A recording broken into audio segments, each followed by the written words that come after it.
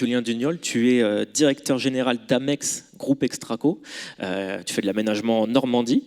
Et toi, la décarbonation, tu y as réfléchi notamment dans ce contexte-là, mais aussi pour répondre à des contraintes locales ou des exigences locales. Est-ce que tu peux déjà, comme Cyril, nous présenter un petit peu le projet dont on va parler? Tout à fait. Merci Julien. Effectivement, nous sommes sur un projet qui a été soumis à un appel d'offres porté par la puissance publique, qui avait pour ambition de réhabiliter une friche industrielle qui appartenait auparavant à Vallourec, une friche industrielle au cœur de l'agglomération rouennaise. Donc reconstruire la ville, sur une friche, des terrains pollués et à proximité immédiate d'une rivière qui rendait ce terrain quasi inconstructible au démarrage à cause de la cote PPRI. Voilà un peu le contexte, mais finalement qui résume un peu ce qu'on vient d'entendre dans la première table ronde et des difficultés permanentes que nous avons à mener à bien des projets. Et dans ce projet, il y avait une exigence, tu l'as dit, celle de la décarbonation. Et c'est l'enjeu sans doute de la RE 2020 et des étapes futures de 2025, 2030 et 2050.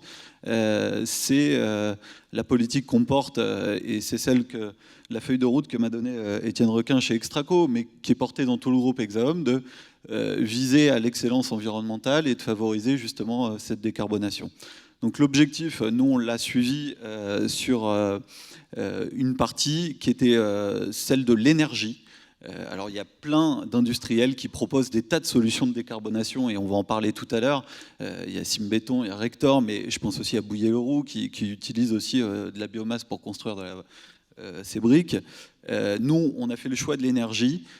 Pourquoi de l'énergie? Parce qu'on se trouve au milieu d'un quartier où on devait réaliser 4 collectifs raccordés à un réseau de chaleur, un système biomasse en fait, et l'obligation de se raccorder ou pas pour nos logements, ce qui aurait obligé à tirer un peu de réseau, 1 kilomètre à peu près de réseau de biomasse qui n'avait pas de sens économique ni écologique en termes carbone.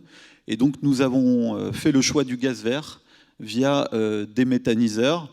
Pourquoi le gaz vert? Parce que vous le verrez tout à l'heure, mais GRDF reviendra dessus, mais notre projet est en cœur de métropole, au milieu de nombreux méthaniseurs, parce qu'à Rouen, nous avons aussi développé un réseau avec des startups qui viennent récupérer dans les cantines scolaires, mais aussi dans les restaurants, les déchets pour les méthaniser, pour pouvoir permettre de produire un gaz. Circulaire. Un gaz qui est local, qui ne vient pas de Russie, celui-là, il est produit localement dans un périmètre de 20 km autour de notre opération. Il est totalement décarboné et finalement, il est dans le sens de ce qu'on recherche et il est l'une des solutions à apporter à ces questions de décarbonation. Voilà, en résumé, l'idée étant de dire ce qui compte aujourd'hui dans nos projets, c'est la mixité énergétique. Il n'y a pas une seule réponse à la décarbonation, il y en a plusieurs, que ce soit dans les modes constructifs, dans les modes de chauffage, et puis dans ce que peuvent proposer tous les industriels. D'accord, justement, on va regarder un petit peu dans le détail, entre guillemets, les différents leviers de décarbonation que vous avez essayé d'activer. On va commencer par les modes constructifs, par la structure, par le béton. Avec toi, Stéphane Herbin de Simbéton, est-ce que tu peux nous expliquer ce que la filière met en place justement pour atteindre cet objectif de neutralité carbone ou de baisse de l'impact carbone à horizon 2030, 2040, 2050? Oui, effectivement, la filière béton souhaitait apporter une réponse à l'ensemble des acteurs.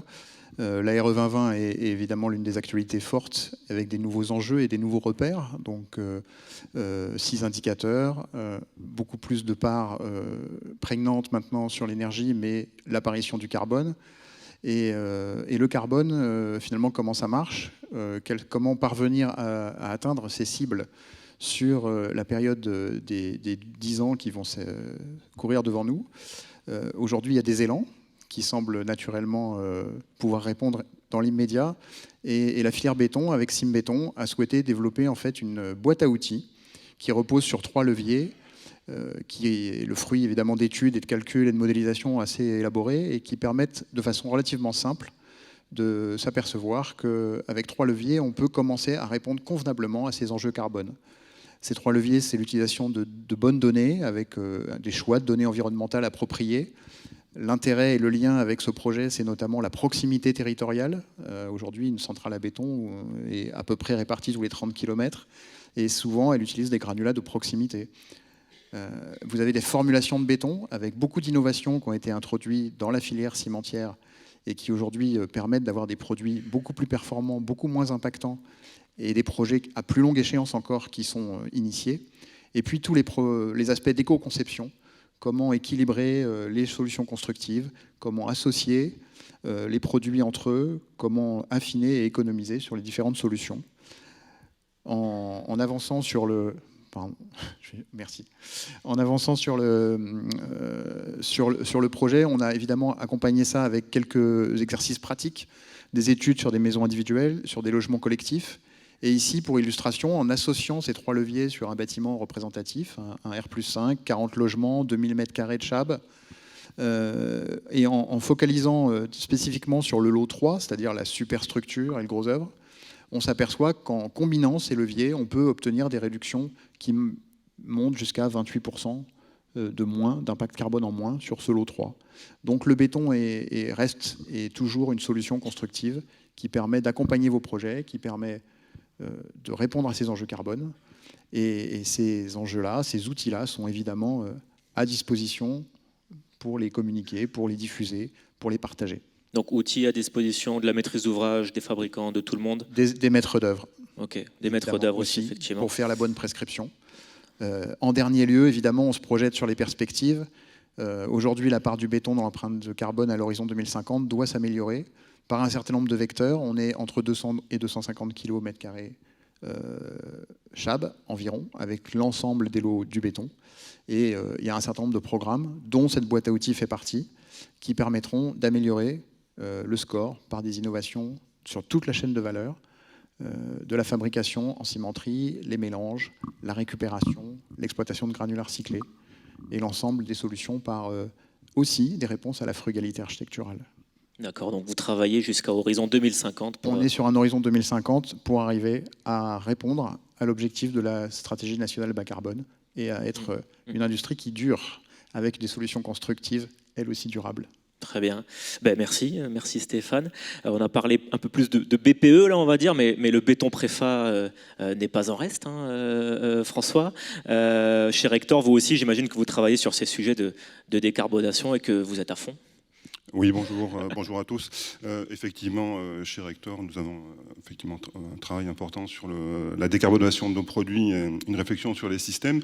Alors, au niveau des systèmes constructifs, effectivement, on propose là, depuis quelque temps notre système Caméléo, qui est un système poteau-dalle qui permet de minimiser d'une manière drastique l'usage des voiles béton armés aussi bien en façade que sur les murs de refend, qui permet aussi donc de ce fait une sobriété importante au niveau de la construction de bâtiments. Changement d'habitude, mais possibilité d'améliorer effectivement le bilan carbone de la construction. Alors on mène en parallèle effectivement des travaux sur la réduction et l'empreinte carbone de nos produits. Pour exemple, nous avons des prédales bas carbone et prémurs bas carbone avec les F2S qui vont avec, qui permettent d'abaisser d'une manière importante le bilan carbone sur les planchers. Alors pour exemple, on est en train de réaliser un chantier actuellement avec le groupe Eiffage sur le village olympique. 35 000 m², je crois, une vingtaine de bâtiments. Sur ce chantier, le bilan carbone de notre système Prédal Airsoft permet d'abattre de 40% le bilan carbone par rapport à une dalle coulée en place. Parallèlement, on a des produits avec des bilans carbone qui sont intéressants, comme le produit en bois qu'on commercialise depuis 2006, qui s'appelle le Rectolite et le Primolite, mais aussi des produits en plastique entièrement recyclés qui sont commercialisés depuis 3 ans maintenant. Et bien sûr, on travaille aussi sur le stockage carbone, sur des produits qui vont arriver en commercialisation prochainement, avec la mixité des matériaux et puis une réflexion sur les produits biosourcés. Très bien, on voit que tout ça marche très bien, que tout ça, j'allais dire est en marche, mais j'ai pas trop envie de dire cette phrase, mais en tout cas qu'il y a une mixité de solutions et que voilà, on veut souvent nous enfermer dans mono-solution, mono-mode constructif, mono-énergie, mais nous en tout cas on travaille pour qu'il y ait de la mixité. Et quand on parle justement de mixité, de mix énergétique, d'énergie propre, locale, alors c'est peut-être parce que vous me le répétez tous les jours, mais moi je pense au gaz vert. Jean-Jacques, est-ce que tu peux nous en parler ? Ah ouais, tout à fait. C'est vrai que nous, ça nous fait toujours un peu plaisir d'entendre évoquer le gaz et le gaz vert en particulier quand on veut décarboner, puisqu'on sait que c'est pas toujours ce qu'on entend en ce moment. En tout cas, ce qu'il y a de sûr, c'est que mener des projets durables, responsables, nécessite naturellement d'intégrer les richesses du territoire. Et le gaz vert en Normandie, c'est pas seulement l'énergie de demain, c'est dès aujourd'hui. On a une vingtaine d'installations qui sont déjà en production en Normandie, soit en production 350 gigawattheures, soit peut-être pour le retranscrire en logement, quelque chose comme 70 000 logements. Donc c'est pas rien du tout. Et en plus, la pente est toujours forte. On installe toujours de plus en plus de méthaniseurs. On en a une centaine de projets sur la Normandie en cours et un potentiel, là je crois que je disais 350 gigas déjà installés, le potentiel est peut-être 10 fois supérieur à ça en Normandie. Donc ça donne une idée quand même du potentiel que ça ouvre. Alors un petit visuel, oui, juste pour rappeler ce que c'est que le gaz vert quand même, d'où il vient. C'est avant tout des intrants qui sont finalement des déchets carbonés, alors qui peuvent venir beaucoup. Aujourd'hui, la majorité des installations, c'est les résidus de l'agriculture et l'industrie agroalimentaire. Mais ça peut aussi être les déchets des collectivités locales et des ménages. Il y a des collectes qui s'organisent de plus en plus pour pouvoir récupérer ces déchets et les valoriser ensuite. Et puis les bouts de stations d'épuration, où là, on est sur, c'est pas les installations les plus courantes, mais c'est vrai, c'est aussi souvent les plus puissantes, on va dire. Et donc, avec tout ça, on fait, on va dire, une soupe qu'on met ensuite à fermenter, et les bactéries font le reste du travail pour ressortir finalement deux choses qui sont valorisables. Bien sûr le gaz, le biogaz, qu'on peut on assure un petit traitement, on l'odorise et on l'injecte dans le réseau pour qu'il puisse être utilisé en chauffage, eau chaude et même en mobilité.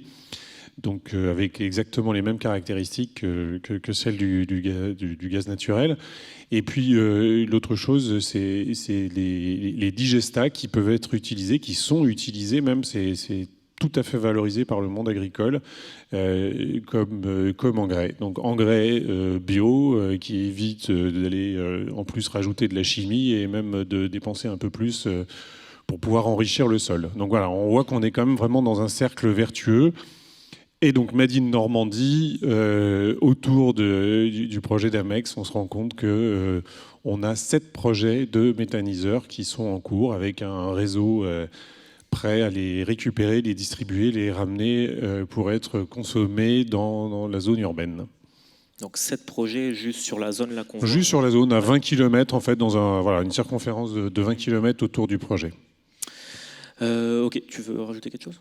Oui, juste pour rappeler que la carte est très parlante. On voit que finalement la production locale du gaz est intéressante, mais on est allé plus loin dans ce projet et GRDF nous a accompagnés pour qu'on puisse proposer à nos clients, via un appel d'offres que nous allons lancer, un contrat de fourniture de gaz vert. Avec aujourd'hui, il y a de nombreux fournisseurs de gaz vert. Et donc on est en train, une fois construites ces maisons, on aura la possibilité de lancer cet appel d'offres et d'offrir finalement à nos clients un avantage non négligeable en fait, sur le prix du gaz. Donc ça devient vraiment concret en fait ce gaz vert. Alors pas encore concret dans la RE 2020, on y travaille, mais en tout cas, nous ce qu'il nous faut c'est ce fameux mix énergétique. Il nous faut l'électricité décarbonée, du gaz décarboné. Et je ne sais pas si tu as fini, Jean-Jacques. Ouais, non, après c'est juste, mais je pense que c'est en lien avec ce qui vient d'être dit sur le fait de communiquer derrière aux clients, faire savoir que le gaz vert est disponible et qu'ils puissent souscrire le contrat. Donc c'est tout à fait la dynamique qui était évoquée. D'accord. Et alors, Jean-Marie, justement, chez Atlantique, là je parlais d'électricité et de gaz, toi tu les réconcilies, c'est ça ? Bien sûr, puisque gaz vert nécessite un générateur qui permette de consommer ce gaz. Donc on est parti d'un générateur qui était validé en RT 2012, mais qui ne passait pas le cap de la RE 2020. L'intégration dans le moteur de calcul des solutions hybrides nécessite 3 contraintes. La régulation sur énergie primaire, ça on l'avait. La bascule du cap gaz pack à 2,3 au lieu de 2,58. Donc ça nécessitait pas mal de travail. Et surtout, la production de chauffage et surtout d'ECS avec une consommation de NR. Voilà, donc ça c'est le point qui a été le plus important, tout en conservant le confort pour l'usager. Donc effectivement, la solution hybride est une solution RE 2020 qui passe le cap du moteur pour travailler avec la filière gaz. D'accord, très bien. Merci. Un petit mot de conclusion, Julien, tu veux peut-être rajouter je veux peut-être remercier déjà tous les partenaires industriels qui nous accompagnent dans ce projet, parce qu'on voit que la décarbonation est aujourd'hui un enjeu majeur pour nous les constructeurs, et c'est à nous de montrer l'exemple et de montrer qu'on peut faire des choses qui sont somme toute assez simples finalement dans la mise en œuvre. Et je remercie une fois de plus GRDF qui, dans ce partenariat, nous a vraiment beaucoup accompagné à la fois dans le marketing, en créant un logo Gaz Vert d'ailleurs, production locale, et puis en nous aidant par la suite pour ces appels d'offres et finalement donner aux clients un prix du gaz qui soit finalement le même que le gaz classique, avec une décarbonation complète. Voilà. C'est bien, dans le contexte actuel, c'est vraiment un super message. Écoutez, merci beaucoup.